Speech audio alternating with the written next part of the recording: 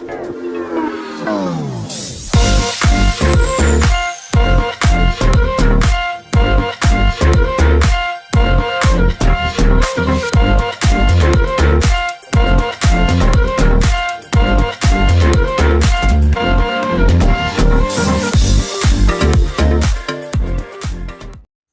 semua, salam sejahtera Malaysia. Selamat datang ke channel ini. Info padu, info hangat disediakan di dalam channel ini.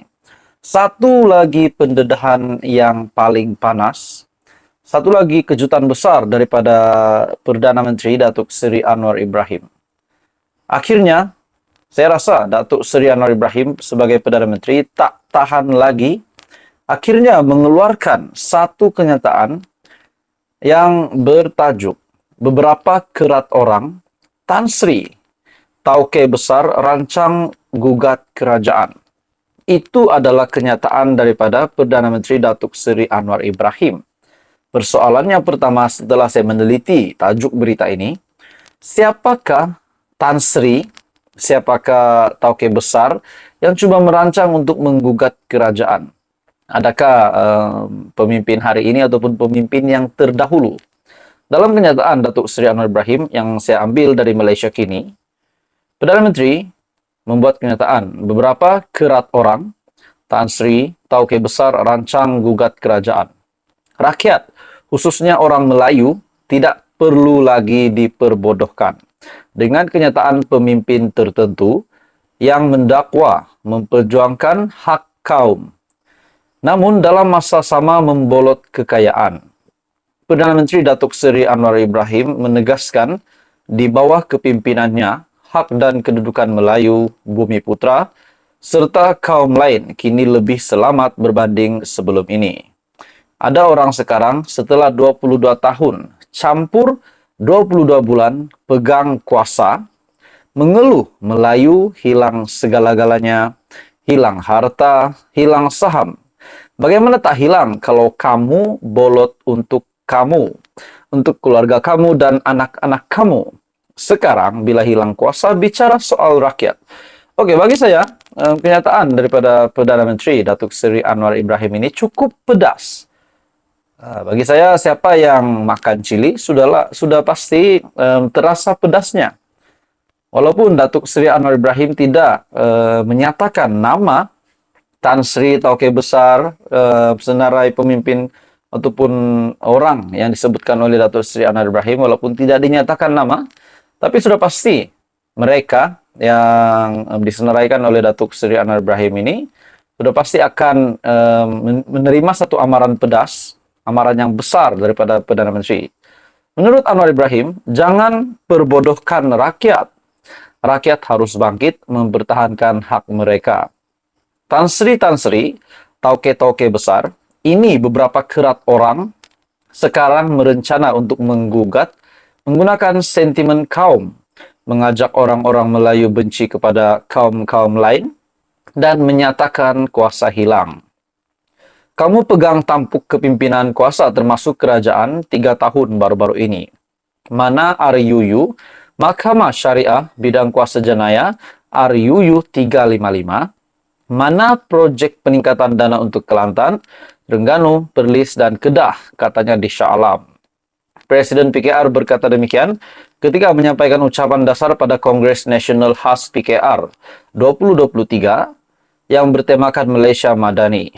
Bila hilang kuasa, bila dicabar, bila takut dengan serangan SPRM dan lembaga hasil dalam negeri, kamu kaya berbilion-bilion. Cukai tak mahu bayar, bawa lari ke luar negara, dan minta saya jadi Perdana Menteri, apa katanya? Anwar yang juga Menteri Keuangan berkata menerusi kerajaan perpaduan yang diterajuinya, Belanjawan 2023, yang dibentangkan pada 24 Februari lepas telah meningkatkan belanjawan untuk Kelantan, Terengganu, Perlis, dan Kedah, dan lebih kepada Sabah dan Sarawak. Memandangkan dua negeri itu ketinggalan dalam banyak bidang.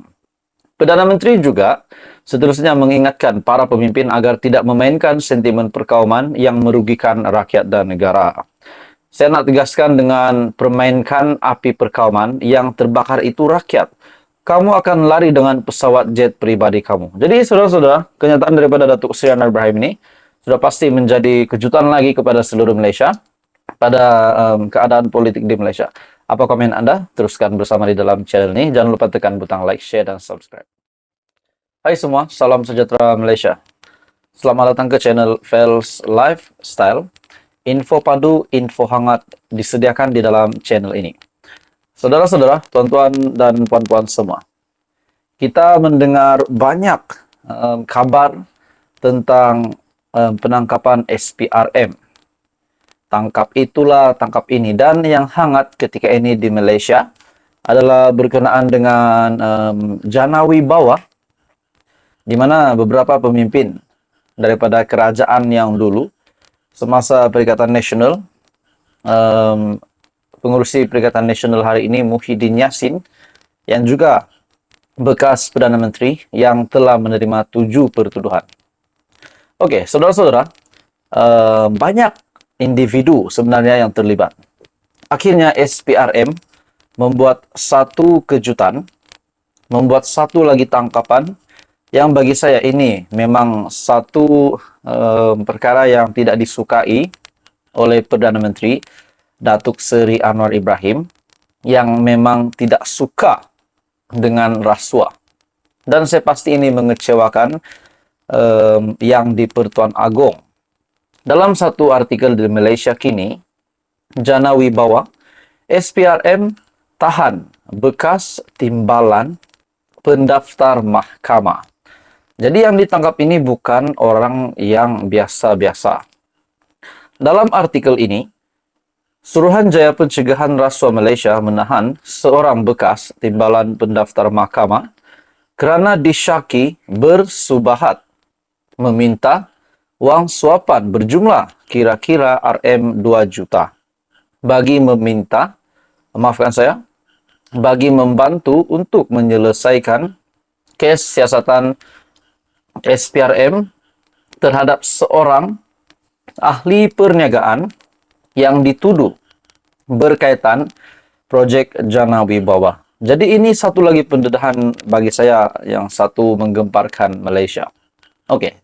Saudara-saudara, tuan-tuan dan puan-puan, sebelum saya meneruskan isu yang sangat panas ini, saya meminta jasa baik Anda untuk bantu channel ini dengan menekan butang like, share, dan juga subscribe. Dalam artikel ini, sumber berkata suspek lelaki berusia lingkungan 50-an itu dipercayai meminta suapan tersebut sebagai balasan, antaranya untuk meminta pihak SPRM menukar keterangan tertuduh kepada saksi dan menukar pertuduhan rasuah kepada pertuduhan alternatif. Beliau berkata suspek yang ditahan kira-kira 9.30 malam ketika hadir memberi keterangan di pejabat SPRM Kuala Lumpur semalam. Artikel ini disiarkan pada 18 Mac. Dalam pada itu, suspek pernah bertugas sebagai timbalan pendaftar mahkamah di Putrajaya sebelum bersara pada Disember 2021. Menurut sumber, Magistrat Irza Zulaika Rohanuddin membenarkan individu tersebut direman 3 hari bermula hari ini sehingga Isnin, selepas pihak SPRM membuat permohonan tersebut di Mahkamah Magistrat Putrajaya pagi pada 18 Mac. Sementara itu, pengarah SPRM Kuala Lumpur, Razalia Ebi Rahman, ketika dihubungi mengesahkan penahanan tersebut, dan kes disiasat di bawah Seksyen 16 dalam kurungan E, Akta SPRM 2009. Jadi saudara-saudara, satu lagi pendedahan yang mengejutkan daripada SPRM berkaitan dengan isu Jana Wibawa, di mana SPRM menahan bekas timbalan pendaftar mahkamah.